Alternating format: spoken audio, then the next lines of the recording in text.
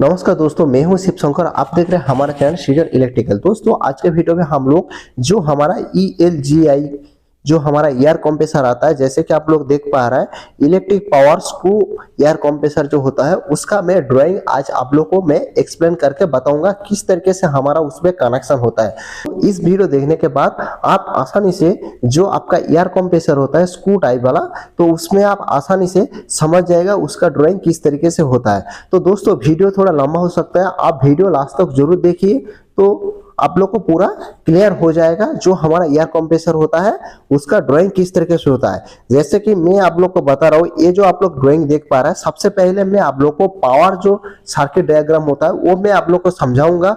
जैसे कि जो हमारा एयर कंप्रेसर होता है दोस्तों, उसमें हमारा इंडक्शन मोटर लगा है, जो कि इस इंडक्शन मोटर हमारा स्टार डेल्टा जो हमारा कॉन्ट्रैक्टर होता है, स्टार डेल्टा कॉन्ट्रैक्टर का मदद से हम लोग उस मोटर को हम लोग चलाता हूं। जैसे कि आप लोग एक ड्राइंग पे देख पा रहा है, इसमें हमारा इनकमिंग पावर सप्लाई, जैसे कि आप लोग को मैं दिखाने के लिए कोशिश कर रहा हूं। जैसे कि आप लोग देख पा रहा है, इसमें हमारा incoming power supply 3 phase supply 415 volt 50 hertz AC supply input हो रहा है। तो उसमें आपका क्या लगा, जैसे कि आप लोग देख पा रहे हैं इसमें हमारा फ्यूज लगा है। जैसे कि ये देख के आप लोग समझ जा रहे हैं ये हमारा HRC फ्यूज है। तो HRC फ्यूज दोस्तों, फ्यूज हमारा क्या, जो हमारा शॉर्ट सर्किट होने से नहीं तो ओवरलोड होने से वो हमारा प्रोटेक्शन देता है।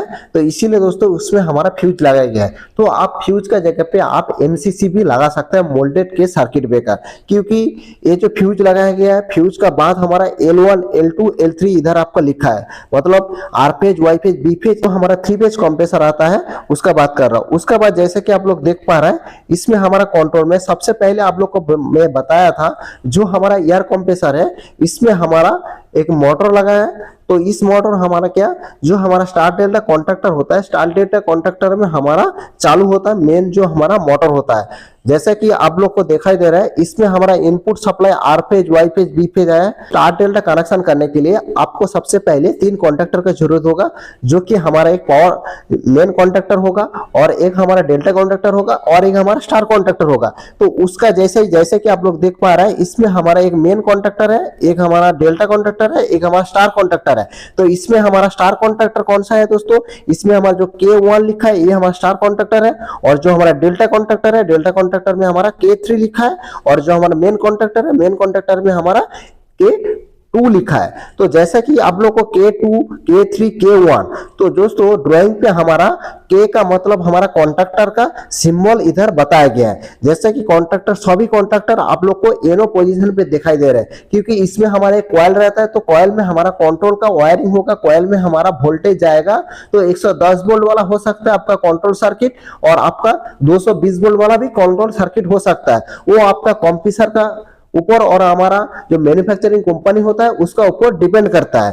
तो इस तरीके से हमारा कॉन्ट्रैक्टर लगा है। ये हमारा पावर डायग्राम मैं आप लोग को अभी समझा रहा हूँ। 3 पेज वाला मोटर लगा है, जैसे कि हमारा 3 पेज और AC का सिंबल दिया गया है, और हमारा M1 लिखा है। M1 का मतलब ये हमारा मोटर का सिंबल है। जैसे कि आप लोग देख पा रहे हैं इसमें हमारा U1 V1 W1, मतलब इसमें हमारा R फेज B फेज और Y फेज कनेक्शन हुआ है। वो किस तरीके से कनेक्शन है कॉन्ट्रैक्टर का आउटपुट में, जैसे कि आप लोग E1 दिखाई दे रहा है। तो E1 का बाद E1 का मतलब इधर हमारा ओवरलोड जो रिले होता है, ओवरलोड रिले का सिंबल बताया गया है। इसमें हमारा एक ओवरलोड रिले लगाया गया है। ओवरलोड रिले दोस्तों हमारा जो मोटर होता है, मोटर पे प्रोटेक्शन देने के लिए, क्योंकि कॉन्ट्रैक्टर हमारा कुछ भी प्रोटेक्शन नहीं देता है, वो हमारा से पावर को ऑन ऑफ करने के लिए लगाता हो। उसका बाद मोटर को प्रोटेक्शन देने के लिए इधर हमारा ओवरलोड रिले लगाया गया है, जो कि हमारा ओवरलोड पे मोटर को प्रोटेक्शन देगा, और ओवर करंट भी हो जाएगा उस टाइम पे प्रोटेक्शन देगा। तो मतलब मोटर को प्रोटेक्शन देने के लिए हम लोग ओवरलोड रिले का इस्तेमाल करता हो। ये जो हमारा K1 कॉन्ट्रैक्टर है, K1 कॉन्ट्रैक्टर हमारा स्टार कॉन्ट्रैक्टर है, इसीलिए ऊपर में हमारा स्टार लिंक बनाया गया, मतलब तीनों पॉइंट में हमारा आपस में शॉर्ट कर दिया है। और उसका बाद हमारा K3 जो है ये हमारा डेल्टा कॉन्ट्रैक्टर है। तो डेल्टा कॉन्ट्रैक्टर में भी हमारा 3 वायर आके हमारा मेन जो मोटर है उसमें हमारा कनेक्शन हुआ है। दोस्तों स्टार डेल्टा कनेक्शन में हमारा 6 वायर आके हमारा मोटर में कनेक्शन होता है। मोटर में भी हमारा 6 टर्मिनल आपको देखने के लिए मिलेगा। दोस्तों स्टार डेल्टा कॉन्ट्रैक्टर का किस तरीके से कनेक्शन करना है आप चाहे तो हमारा चैनल पे जाके देख सकते हैं। मैं उसमें आप लोगों को कंट्रोल सर्किट और हमारा मोटर में किस तरीके से प्रैक्टिकल कनेक्शन करना है उसका वीडियो हमारा चैनल पे मैं बना के रखा है। तो चलिए फ्रेंड्स आगे बढ़ता हूं। जैसे कि आप लोग देख पा रहे हैं, उसका बाद हमारा मेन जो हमारा एयर कंप्रेसर कंप्रेसर होता है उसका जो मेन मोटर का काम अभी कनेक्शन में पावर कनेक्शन बता दिया। इसमें दोस्तों और एक चीज लगा रहता है, जैसा कि हमारा उस पे एक कूलर मोटर लगा रहता है। तो कूलर मोटर दोस्तों जो हमारा स्क्रू टाइप एयर कंप्रेसर रहता है उसका ऊपर में हमारा एक फैन लगा रहता है, फैन का मोटर है। वो जो फैन होता है उसमें भी हमारा 3 फेज पावर सप्लाई कनेक्शन हुआ है, जैसे कि आप लोग देख पा रहे हैं। उसके लिए हमारा एक एमसीबी लगाया गया है, जैसे कि इसमें एमसीबी 3 पोल एमसीबी लगाया है। तो एमसीबी ऑन होगा तब जाके हमारा इसमें K4 का मतलब पहले में आप लोग को बताया, K का मतलब ड्राइंग पे हमारा कॉन्ट्रैक्टर को आइडेंटिफिकेशन किया जाता है। तो K4 का मतलब इसमें हमारे कॉन्ट्रैक्टर है, इस कॉन्ट्रैक्टर हमारा ऑन हो जाएगा तो उसका बाद हमारा 3M2 का मतलब हमारा मोटर 2। तो इस कंप्रेसर में हमारा 2 मोटर लगा है, इस कंप्रेसर में हमारा मेन एक मोटर लगाया गया और हमारा कूलर मोटर एक लगाया गया, मतलब 2 टोटली मोटर लगाया गया। मतलब स्टार में हमारा मोटर डायरेक्ट चालू हो जाता है। इसीलिए दोस्तों इसमें हमारा WVU इस तरीके से हमारा तीनों पॉइंट आपको देखने के लिए मिल रहा है। मतलब इसमें हमारा R page Y page connection होगा, उसका पहले हमारा E2 लिखा है, मतलब E2 का मतलब इसमें हमारा ओवरलोड रिले का सिंबल दिया गया, मतलब इसमें हमारा ओवरलोड रिले कनेक्शन करना है। ओवरलोड रिले के बाद हमारा मोटर कनेक्शन होगा, जो कि ओवरलोड रिले हमारा मोटर को सेफ्टी देगा, इसीलिए दोस्तों ओवरलोड रिले इधर कनेक्शन हुआ। उसका बाद दोस्तों जैसे कि इसमें हमारा 2 ट्रांसफार्मर लगाया गया है। तो 2 ट्रांसफार्मर किसके लिए आप लोग को शायद क्वेश्चन आ रहा है। तो 2 ट्रांसफार्मर मतलब इस जो कंप्रेसर है ये हमारा ऑटोमेटिकली यूज काम करता है। इसमें हमारा न्यूरॉन 2 करके एक डिस्प्ले लगाया गया, जो कि हमारा कंट्रोलर लगाया गया है। तो इस कंट्रोलर जो है, इस कंट्रोलर हमारा 24 वोल्ट वाला कंट्रोलर है। तो 24 वोल्ट वाला जो भी हमारा कंट्रोलर है, इस 24 वोल्ट वाला कंट्रोलर को हमारा कंट्रोल सप्लाई देने के लिए इसमें एक ट्रांसफार्मर यूज किया गया है। और जो हमारा कॉन्टैक्टर होता है, मैं सबसे पहले आप लोग को बताया था, जो कॉन्टैक्टर होता है, कॉन्टैक्टर में एक कॉइल रहता है। तो कॉइल में हमारा सप्लाई देने से वो हमारा ऑटोमेटिकली पिकअप होता है, तब जाके हम उसमें इनपुट सप्लाई देके रखेगा तो हमारा आउटपुट सप्लाई डिस्ट्रीब्यूशन होता है। तो उसके लिए भी हमारा कंट्रोल सप्लाई की जरूरत के लिए, क्योंकि हम 3 फेज सप्लाई इनपुट लेके आ रहा है, तो 3 फेज सप्लाई मतलब इसमें हमारा 220 वोल्ट वाला हमारा कॉन्ट्रैक्टर का कॉइल वोल्टेज है। इसीलिए दोस्तों इसमें एक ट्रांसफार्मर यूज किया है, जैसे कि आप लोग देख पा रहे हैं। इसमें हमारा TR100VA लिखा है, TR250VA लिखा है।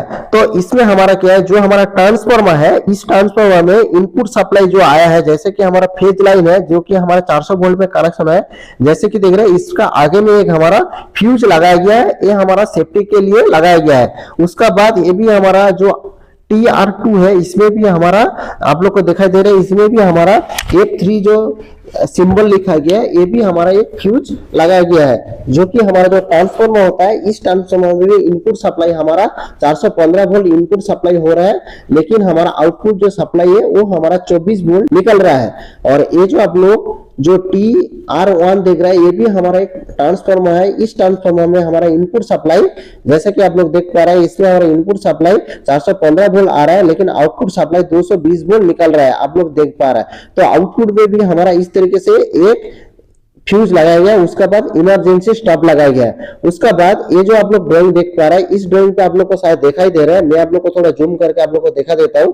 जैसा कि मैं आप लोग को बताया था, इसमें हमारा न्यूरॉन 2 करके एक ऑटोमेटिकली कंट्रोलर लगाया गया है, जो कि हमारा डिस्प्ले इधर से हमारा जो कंप्रेसर है उसको ऑन ऑफ किया जाता है। तो इसीलिए इसमें हमारा ये जो हमारा X01, X02, X04, X03, ये आपका टर्मिनल जो होता है, जो हमारा टर्मिनल है, मतलब जो न्यूरॉन 2 का पीछे में जो हमारा कनेक्शन टीवी है, उसका सिम मतलब जो हमारा डेजिग्नेशन है, मतलब सिंबल दिया गया है। तो ये देख के इसमें हमारा कौन सा वायर कनेक्शन हुआ है वो आपका लिखा है, क्योंकि ये जो न्यूरॉन 2 जो डिस्प्ले है, उधर से ही हमारा पूरा कंट्रोल वायरिंग हुआ है, कौन सा कॉन्ट्रैक्टर कब पिकअप होगा, कब आपका कूलिंग वाला जो फैन है वो आपका चालू हो जाएगा। तो कंट्रोलर है, कंट्रोलर मैं समझा देता हूँ। उसका बाद ये जो हमारा स्टार्ट एंड कॉन्ट्रैक्टर का जो वायरिंग है वो भी मैं आप लोग को समझा देता हूँ, इसमें किस तरीके से हमारा सॉलिनॉइड वाल्व कनेक्शन होता है। जैसे कि इस ट्रांसफार्मर में हमारा 24 वोल्ट सप्लाई आया, उसका पहले हमारा एक फ्यूज लगा है, जो कि हमारा 42 एम्पियर वाला फ्यूज लगा है। और दोस्तों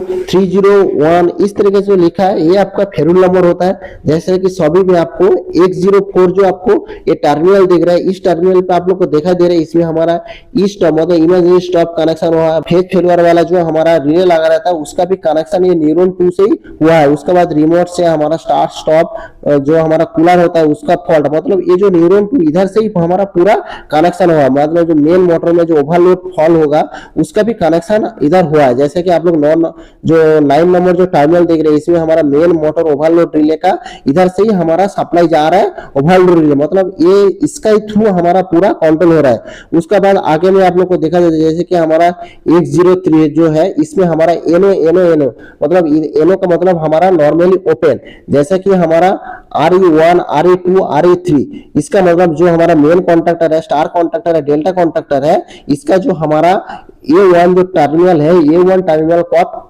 सप्लाई जाएगा उसमें, तो ये न्यूरॉन 2 जो हमारा डिस्प्ले है इधर से हमारा पावर सप्लाई गया है। उसका बाद हमारा सोलेनॉइड वाल्व इसमें X02 जो इसमें हमारा सोलेनॉइड वाल्व फैन इस तरीके से जो भी है उसमें हमारा पूरा इसमें कनेक्शन हुआ है। तो जो कंट्रोल वायरिंग है वो मैं आप लोग को समझा देता हूं। जैसा कि अपना TR1 जो है ये हमारा ट्रांसफार्मर है, ट्रांसफार्मर का आउटपुट से हमारा 220 वोल्ट सप्लाई आया है। उसका बाद आप लोग को दिखा दे रहा है इसमें हमारा F2 करके F2 1 एम्पियर ये हमारा फ्यूज होता है। उसका बाद इमरजेंसी स्टॉप, मतलब इमरजेंसी स्टॉप आपका प्रेस कर देगा तो आपका जो कंट्रोल सर्किट है उसमें हमारा पावर सप्लाई नहीं आएगा, तो आपका जो कंप्रेसर है वो आपका चालू नहीं होगा। तो मान लीजिए कभी भी आपका कंप्रेसर चालू नहीं हो रहा है तो आप देख लिया आपका जो ट्रांसफार्मर है इस ट्रांसफार्मर में इनपुट सप्लाई आ रहा है, आउटपुट सप्लाई भी निकल रहा है, लेकिन जो फ्यूज लगा है ये फ्यूज आपका खराब हो गया, तो आपका ये जो 201 वाला जो टर्मिनल है इस 201 वाला टर्मिनल पे आपका सप्लाई नहीं आ रहा है, मतलब इमरजेंसी स्टॉप जिधर लगा है उसका आगे में आपका सप्लाई नहीं आ रहा है। तब जाके आपको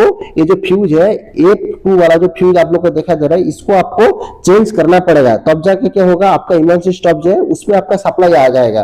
तो आपका जो इमरजेंसी स्टॉप होता है दोस्तों वो हमारा नॉर्मली क्लोज रहता है, मतलब वो हमारा NC कॉन्टैक्ट रहता है, उसको प्रेस करने से वो हमारा नॉर्मली ओपन हो जाता है। तो कभी भी आपको मतलब कंप्रेसर चालू नहीं हो रहा है तो आपको इमरजेंसी स्टॉप भी चेक करना है और उसका सबसे पहले आपको इनपुट सप्लाई चेक करना है। तो इनपुट सप्लाई चेक करने के बाद आप आगे जाके एक एक करके, जैसे कि हमारा ड्राइंग देख के आपको सबसे बड़ी बात होता है आपको ड्राइंग में जिस डायरेक्शन पे हमारा कनेक्शन हुआ है तो एक एक करके आपको चेक करना पड़ेगा दोस्तों। ओके दोस्तों, कि इमरजेंसी स्टॉप है, इमरजेंसी स्टॉप का थ्रू हमारा पूरा कंट्रोल वायरिंग हुआ है। जैसे कि आप लोग RE1 RE2 RE3 ये क्या होता है दोस्तों, इस येलो कॉन्टैक्ट लगाया गया जो कि हमारा आप लोग नीचे में देख पा रहे हैं। इसमें हमारा कूलर जो मोटर है, कूलर मोटर के लिए हमारा K4 कॉन्टैक्टर यूज किया है। तो ये जो आप लोग कंट्रोल देख रहे हैं इसमें हमारा A1 A2 टर्मिनल का कनेक्शन बता रहा है। जैसे कि नीचे में RO सभी देख रहे हैं ये हमारा न्यूट्रल है, जैसे कि आप लोग को मैं देखा देता हूँ 0 वोल्ट जिधर लिखा रहा है ये लिंक आके कहाँ पे कनेक्शन हुआ, जैसे कि देख रहे हैं 200 वोल्ट ये पूरा एक साथ में कनेक्शन है। मतलब नीचे वाला जो आप लोग टर्मिनल देख रहे हैं इस नीचे वाला जो आप लोग टर्मिनल देख रहे हैं नीचे वाला टर्मिनल हमारा न्यूट्रल का